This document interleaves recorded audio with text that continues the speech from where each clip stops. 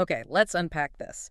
You're with us on the deep dive, and today we're taking a really close look at a big one, the Nissan Maxima 2026. Yeah, big comeback potential here. Definitely. And this isn't just, a new model year. It feels like a potential reinvention of an icon. We've dug through our Cars Press sources, looked at all the details, the leaks, everything to figure out what Nissan's cooking up. Sort of trying to connect the dots for you. Exactly. Think of it as your shortcut to getting the full picture, maybe with a few surprises thrown in. And hey, before we dive in, if you're excited about where sedans are heading, Or just this Maxima specifically. yeah, hit that like button, subscribe so you don't miss our next deep dive, and maybe share this with your car-obsessed friends. Please do. And what's really interesting here is, like you said, it's not just an update. The Maxima is being fundamentally reimagined. Reimagined. That's a good word for it. It signals a huge strategic shift for Nissan. They seem to be aiming it squarely at a more luxurious, more tech-heavy segment. It's a real departure from its, historical four-door sports car vibe. It is. It feels like a big bet, using that well-known name for something totally different. A bold gamble, absolutely. Leveraging that nameplate recognition for a new mission. Okay, so the gamble starts with that first impression, right? The look. Our sources talk about a bold exterior appearance, Wow. dynamic lines, modern LED lights, things that give it a strong presence on the road. And that front grille, you really can't miss it. Adds a sporty touch, they say. Right, it's prominent. But, you look at rivals like the Toyota Avalon, the Kia K8, they're already pretty sleek. Does this new Maxima design really stand out? Or does it kind of risk getting lost in the crowd? That's a great question. Because this design, it isn't just about aesthetics. It feels like Nissan's statement of intent. By going with this aggressive, almost concept car look, they're visually telling the market, expect something different from Maxima now. It signals a challenge to more premium competitors, not just an update. So they want you to notice it immediately. Exactly. The sources even call it an icon in its class, blending modern design and high capability. These visual cues are all about communicating. This isn't the Maxima you remember. An aggressive exterior, then, aiming to turn heads. But does the inside match that ambition? Does it feel premium and techy? Our Cars Press sources promise a luxurious design, Yeah, that's the promise. mixing advanced technology with high-quality materials. We're hearing about a digital dashboard, a large touchscreen, naturally with Apple CarPlay and Android Auto. Plus, nice touches like elegant ambient lighting and advanced climate control. Sounds pretty good. It certainly sounds like they're aiming for a really immersive kind of environment. And if we connect this to the bigger picture, well, this whole tech setup is meant to give you a unique and unparalleled experience. Well, the sources expect not just one, but two 12.3-inch screens, one for the dash, one for infotainment, plus seamless wireless Apple CarPlay and Android Auto, and wireless charging too. Okay, wireless is key these days. Definitely. And then there's talk of a potential Bose sound system, maybe even active noise cancellation for a really quiet cabin environment. Add in voice control via Siri or Google Assistant. It's all about making it connected, quiet, and easy to use, like it just wraps around you. So screens and sound are covered? What about just, sitting in it? Comfort? Ah, yes. The sources highlight luxurious leather seats with elegant stitching. The front seats are expected to get heating, ventilation, electric adjustment, all that stuff. Standard premium features. Right. And crucially, they mention spacious rear seats, noting they're good for families' long trips. So it seems like they're trying to nail both the tech and the actual physical comfort, which you have to do if you're aiming for luxury. Makes sense. Got to cover all the bases. Precisely.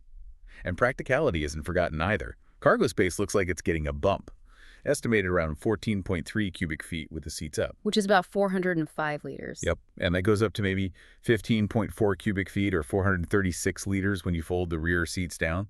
That's apparently an increase from the last Maxima. So it looks balanced, Yeah. luxury, tech, but also, usable day to day. Okay, so luxury, comfort, practicality, check, check, check, potentially. But what about the drive? The four-door sports car legacy. That really comes down to the engine, right? Or, well, whatever's powering it now. Yeah, exactly. What's under the hood? Yeah. Or maybe not under the hood in the traditional sense. So what are the Cars Press sources saying about the powertrain, especially compared to that old 3.5-liter V6? Okay, this is where things get really interesting. And a little bit unclear, actually, which might even be deliberate on Nissan's part. Oh, how so? Well, the V6, Yeah. definitely gone. That seems clear. But The reports on what replaces it are uncertain and varying. Some suggest it's going full electric, built on the Nissan Ariya platform, which is already out there. Okay, that makes sense. But other reports suggest maybe a more gradual hybrid electric path. So V6 out, but the exact replacement, still kind of a mystery.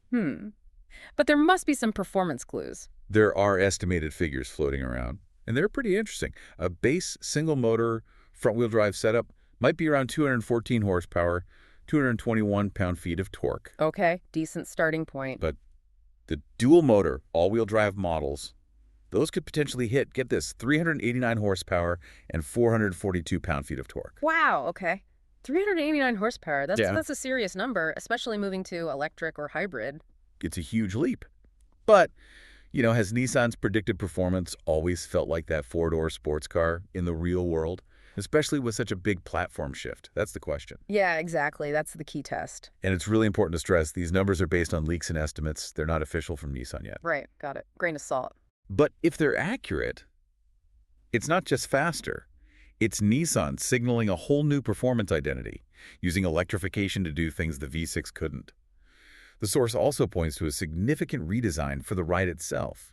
How so? Expected suspension setup is strut front, multi-link rear, similar to their newer EVs, and there's talk of variable damping or maybe selectable sport comfort modes.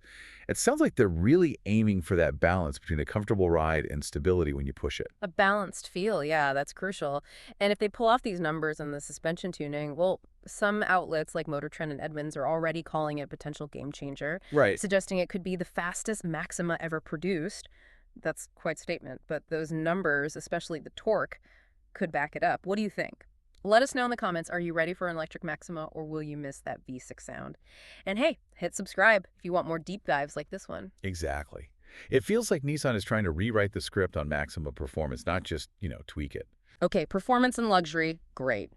But safety, that's always top of mind, right, for anyone buying a new car. The sources are boasting about the 2026 Maxima getting the latest safety technologies. As you'd expect. And looking back usually gives clues. The IIAS, the Insurance Institute for Highway Safety, they gave the 2019-2023 Maxima good ratings pretty much across the board in crash tests. Yes, strong scores there. And a superior rating for front crash prevention. Then NHTSA, the government agency, gave the 2023 model 5 stars overall, so it has a good safety foundation. Absolutely. And the 2026 model is expected to get Nissan's full intelligent mobility suite. That's not just a list of features. It's more like their whole safety philosophy, covering both active prevention and passive protection if a crash happens. So what does that include, practically speaking? Well, you can expect things like automatic emergency braking, now with pedestrian and cyclist detection, lane departure warning, lane intervention to help keep you centered, intelligent cruise control for highway driving. The usual suspects for modern safety suites. Right. Plus, blind spot warning, rear cross traffic alert, really useful stuff. Probably a 360-degree camera, the around view monitor for parking, and even a driver alertness warning to, detect if you might be getting tired. That's quite comprehensive on the active side. What about the car's basic structure, protecting you if the worst happens? Yeah, that's where their zone body construction comes in. It's designed specifically to absorb impact energy and direct it away from you, the people inside. So what does it all mean for you? It means they're aiming for a really high level of safety, using both tech to avoid accidents and strong engineering for protection if one occurs. Peace of mind, basically. Okay, so a potentially fast, luxurious, tech-filled, and safe sedan, but where does it actually fit in the market? It's entering a field with some really tough, established players. Oh yeah, it's a crowded space. You got the Toyota Avalon 2026, known for luxury, often with AWD or hybrid. The Toyota Camry 2026, super popular, reliable, efficient. Can't forget the Camry. Then the Honda Accord 2026, another reliable choice. Good performance, efficient. The Hyundai Sonata 2026, often seen as great value, lots of tech for the price. And even the Genesis G70 2026, which leans more towards sporty luxury. That's quite the lineup to go up against. That is a tough crowd. So how does this new Maxima stand out, other than maybe having that powerful electric or hybrid option? That's the million-dollar question, isn't it? Nissan's clearly positioning it as premium blending luxury tech and potentially that powerful e-hybrid powertrain. And what's really interesting is that unique powertrain could be its ace card. If it delivers. If it delivers on that potential 389 horsepower, yeah. It might carve out a niche combining that traditional sedan feel Yeah. with really cutting-edge electric performance in a way maybe some of those rivals don't quite match. Okay. But all this luxury, tech, potential power, hmm it usually comes with a price tag to match.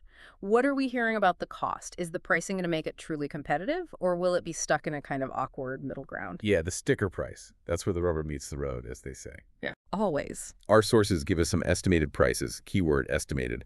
The base model looks like it might start around $44,000 USD, Okay.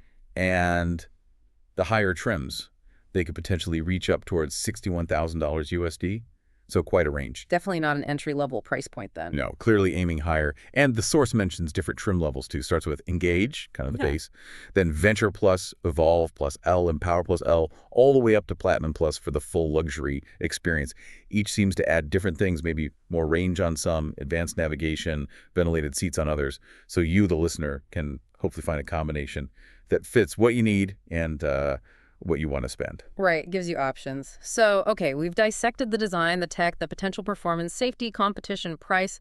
What does it all add up to? Let's try and summarize the potential pros and cons, keeping in mind some of those interesting quirks or even contradictions in the source info. Absolutely. So on the plus side, the source talks about powerful V6 engine and sporty performance, but that explicitly says that's based on older versions, Ah, okay. which really implies the new hybrid EV setup is meant to beat that old performance, or at least redefine it electrically. Then you have the luxurious aerodynamic exterior. You should definitely have visual presence. Yeah, it looks striking in the renders. High quality, comfy interior with lots of tech, cutting-edge infotainment and safety features, and hopefully a comfortable ride from that new suspension. Those are the big positives. Makes sense. What about the downsides? Every car has trade-offs, especially one changing this much. For sure. And this is where it gets a bit funny with the source material. It lists higher fuel consumption based on old V6 as a con. But the V6 is gone. Exactly. And it also lists lack of a hybrid or electric version as a drawback, even though it spends pages talking about the new electric or hybrid engine. Okay, so that's definitely contradictory. It is. Yeah. How we might interpret that. Well, maybe if the hybrid version isn't super efficient compared to rivals, fuel consumption could still be a relative con. Or perhaps, for some buyers, the lack of a pure EV option across all trims might be seen as a negative now. It's a bit confusing. Fair enough. What else? Other potential cons mentioned, possibly limited rear headroom because of that sporty sloping roofline. Might be tight for taller folks back there. Common issue with coupe-like sedans. Yep. And trunk capacity, while increased, might still be just average compared to some rivals, like maybe the Kia K8 or Hyundai Azera. And finally, that price. The top trims pushing past $60 put it right up against established European luxury cars, like a BMW 5 Series.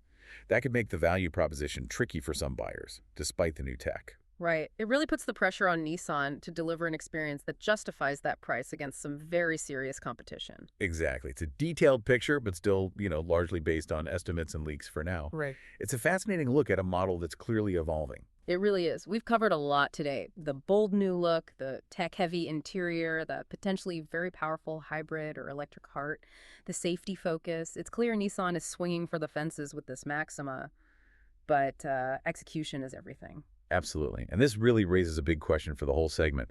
The 2026 Maxima feels like a pivotal moment for a name we all know. Is it genuinely going to redefine things with luxury and electrification? Or will its own history and just how fast the car market is changing create, unexpected challenges for this reinvented icon? That's the core question. So what stands out most to you about this reinvented Maxima? Are you hyped for its electric future, or does that classic V6 power still resonate more? What would make this car a must-buy for you? Let us know your thoughts down in the comments. Seriously, we read them, and one of our team will jump in. Yeah, we'd love to hear what you think. And hey, you can find a link to a full review in the description and the pinned comment. For all the latest updates as they happen, make sure you follow us over on WhatsApp. Just search for our Cars Press channel. Thanks so much for joining us on this deep dive.